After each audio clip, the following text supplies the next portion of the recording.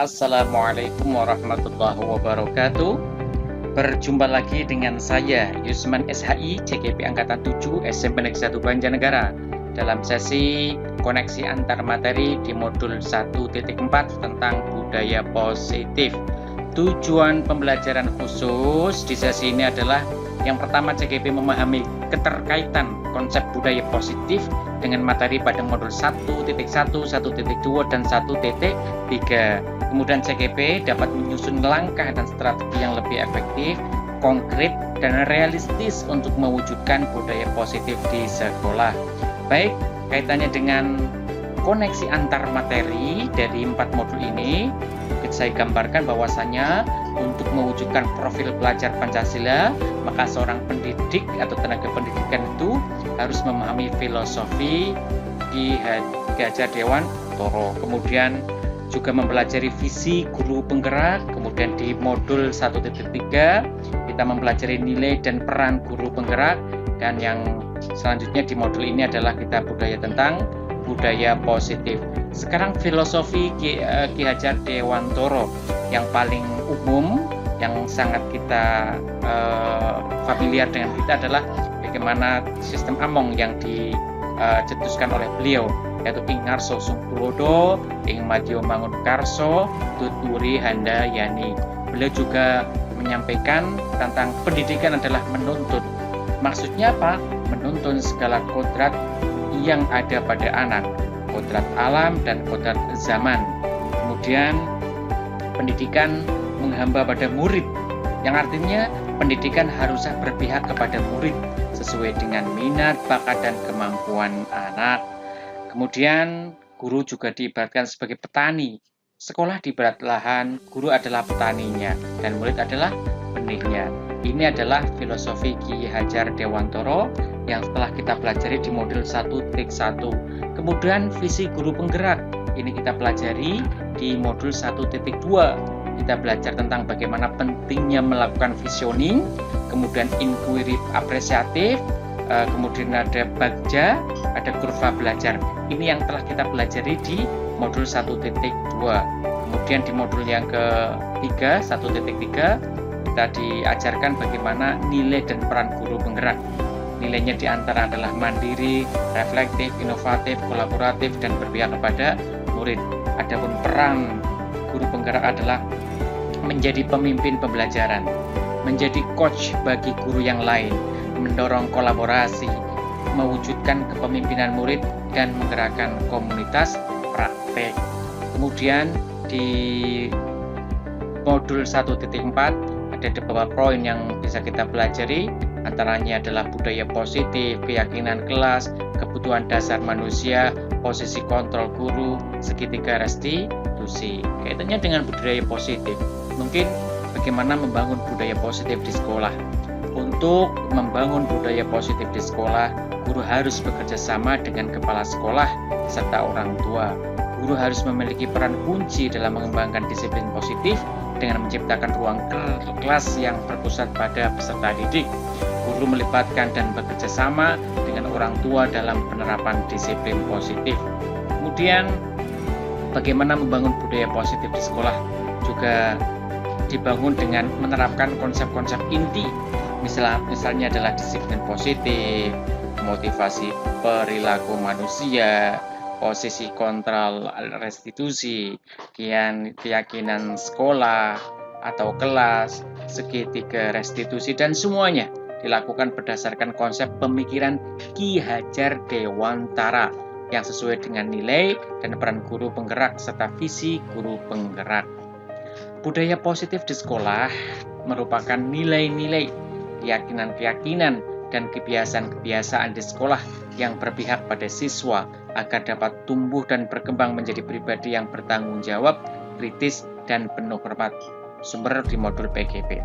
Budaya positif menuntun siswa untuk melakukan hal positif sehingga dapat membentuk karakter baik yang kelak akan bermanfaat untuk hidupnya. Baik, kemudian kami lanjutkan tentang refleksi pemahaman. Ada beberapa poin pertanyaan kaitannya dengan tugas ini. Yang pertama kaitannya dengan konsep inti pada modul ini. ada disiplin positif, teori motivasi, kebutuhan dasar, posisi kontrol, keyakinan kelas, dan segitiga restitusi. Baik, kita akan bahas satu persatu. Mungkin disiplin positif. Apa yang dimaksud dengan disiplin positif? Disiplin positif merupakan pendekatan mendidik anak untuk melakukan kontrol diri dan membentuk kepercayaan diri. Disiplin positif dapat dibuat melalui kesepakatan antara guru dan siswa agar siswa merasa terlibat dan bertanggung jawab dalam menjalankan disiplin tersebut. Keyakinan kelas. Apa yang dimaksud dengan keyakinan kelas? Keyakinan kelas merupakan nilai-nilai kebaikan atau prinsip-prinsip yang disepakati secara universal. Orang akan lebih semangat atau tergerak untuk melaksanakan keyakinannya daripada hanya mengikuti aturan. Kemudian segitiga restitusi. Ini digambarkan ada segitiga. Jadi untuk menyelesaikan sebuah masalah kita menggunakan segitiga restitusi. Yang pertama adalah validasi tindakan yang salah, kemudian menanyakan keyakinan, dan yang selanjutnya adalah menstabilkan identitas. Contohnya untuk validasi tindakan yang salah, kamu tentunya punya alasan mengapa melakukan itu. Ya. Kemudian menanyakan keyakinan kelas apa yang telah kita sepakati. Ya. Dan yang ketiga, dan menstabilkan identitas. Setiap orang pasti pernah melakukan kesalahan. Ini dilakukan dalam rangka untuk menyelesaikan masalah-masalah yang ada di kelas maupun di sekolahan. Kemudian teori motivasi, hukuman, dan penghargaan. Menurut Diana Goosen, 3 motivasi perilaku manusia itu yang pertama adalah untuk menghindari ketidaknyamanan atau hukuman. Motivasi ini bersifat eksternal, motivasi dengan tingkat terendah. Pertanyaan yang muncul, apa yang akan terjadi jika saya tidak melakukannya? Kemudian untuk mendapatkan imbalan atau penghargaan dari orang lain. Motivasi ini bersifat eksternal. Pertanyaannya adalah apa yang akan saya dapatkan jika melakukannya.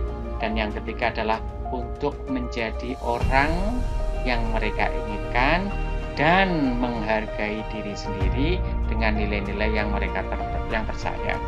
Motivasi inilah yang muncul dari internal kita, ya. Nah, pertanyaannya yang mungkin terjadi adalah akan menjadi orang seperti apa jika kau melakukannya. Motivasi ini membuat seorang memiliki disiplin yang positif.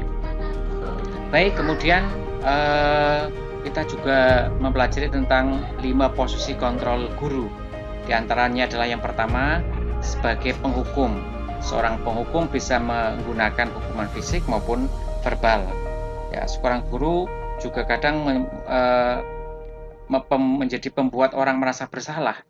Pada posisi ini biasanya guru akan bersuara lebih lembut. Ya. Guru juga kadang memposisikan sebagai teman. Guru pada posisi ini tidak akan menyakiti murid, namun akan tetap berupaya mengontrol murid melalui persuasi. Kemudian yang keempat adalah monitor atau pemantau. Guru memonitor berarti mengawasi. Dan yang kelima adalah manajer. Posisi terakhir, manajer adalah posisi mentor, di mana guru berbuat sesuatu bersama dengan murid, mempersilahkan murid mempertanggungjawabkan perilakunya, mendukung murid agar dapat menemukan solusi atas permasalahan sendiri. Mana posisi yang terbaik menurut Anda? Dalam hal ini, mungkin yang paling tepat sebagai seorang pendidik adalah sebagai seorang manajer, posisi yang kelima. Baik, kemudian kebutuhan dasar manusia. Ini digambarkan sebagai segitiga piramid. Yang pertama adalah kebutuhan fisiologis, di mana manusia membutuhkan makan, minuman, tidur, dan lain sebagainya. Kemudian di atasnya adalah rasa aman, keamanan, peraturan, stabilitas, dan sebagainya. Kemudian di atasnya lagi ada kebutuhan sosial, ada afeksi, relasi, keluarga, dan lain-lain. Ada kebutuhan penghargaan, pencapaian, status, tanggung jawab, reputasi, dan lain-lain. Kemudian yang terakhir adalah kebutuhan aktualisasi diri, yaitu berupa pengembangan diri, penggunaan ideologi, dan lain-lain. Baik, selanjutnya perubahan apa yang terjadi pada cara berpikir Anda dalam menciptakan budaya positif di kelas maupun di sekolah setelah mempelajari modul ini. Setelah mempelajari modul ini, saya menyadari bahwa dalam menciptakan budaya positif di kelas maupun di sekolah, perlu melibatkan murid dalam proses penyusunannya dengan mengadaptasi nilai-nilai kebijakan universal yang diyakini dan disepakati oleh murid sehingga dapat menumbuhkan motivasi intrinsik dalam diri murid dalam melaksanakannya. Kemudian selain itu, perubahan yang terjadi adalah pada posisi kontrol selama ini saya rasakan, saya merasa berada di posisi sebagai teman. Ternyata hal tersebut masih kurang tepat untuk mewujudkan kedisiplinan pada murid, sehingga saya perlu mengubahnya melalui posisi kontrol sebagai manajer dengan menerapkan segitiga restitusi. Pengalaman seperti apakah yang pernah Anda alami terkait penerapan konsep-konsep inti dalam modul budaya positif, baik di lingkungan kelas maupun sekolahan? Saya mengalami sebuah momen bersama murid ketika menyusun keyakinan kelas. Pada proses penyusunan keyakinan kelas, saya melihat para murid sangat antusias dalam mengemukakan ide-ide atau gagasan yang nantinya disepakati bersama. Selain itu, saya juga menemukan momen ketika saya menyelesaikan masalah pada kasus pelanggaran disiplin yang dilakukan oleh murid dengan menggunakan segitiga restitusi, dan hasilnya lebih baik. Bagaimana perasaan Anda ketika mengalami hal-hal tersebut? Perasaan saya ketika mengalami hal tersebut adalah saya merasa senang, karena dengan melihat respon murid yang antusias, ya saya meyakini hal ini akan menjadi kebaikan bagi kita semuanya. Kemudian ketika saya mengatasi permasalahan dengan menggunakan segitiga restitusi, hati saya lebih lega karena anak-anak yang kami temani tidak merasa jengkel. Kemudian menurut Anda terkait pengalaman dalam menerapkan konsep-konsep tersebut, hal apa sajakah yang sudah baik? Adakah yang perlu diperbaiki? Menurut saya, hal baik yang sudah ada di lingkungan kelas maupun sekolah adalah budaya positif atau nilai kebaikan dan keyakinan kelas sudah disusun bersama dengan rekan proses yang berpihak pada murid. Kemudian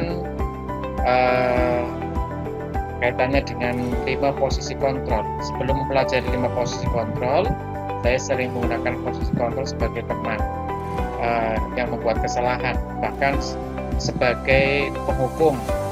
Namun setelah mempelajari ini, kami sadar bahwasanya posisi-posisi tersebut kurang tepat. Posisi yang paling tepat adalah sebagai manajer, adalah posisi yang paling tepat. Kemudian pada dasarnya untuk mengatasi permasalahan di sekolah saya sudah mempraktekkan beberapa poin segitiga restitusi, namun masih kurang sempurna karena pada waktu itu kecenderungan saya adalah sebagai orang yang membuat kesalahan sebagai teman. Terima kasih atas perhatiannya untuk kegiatan koneksi antar materi. Mohon maaf ada kesalahannya. Assalamualaikum warahmatullahi wabarakatuh.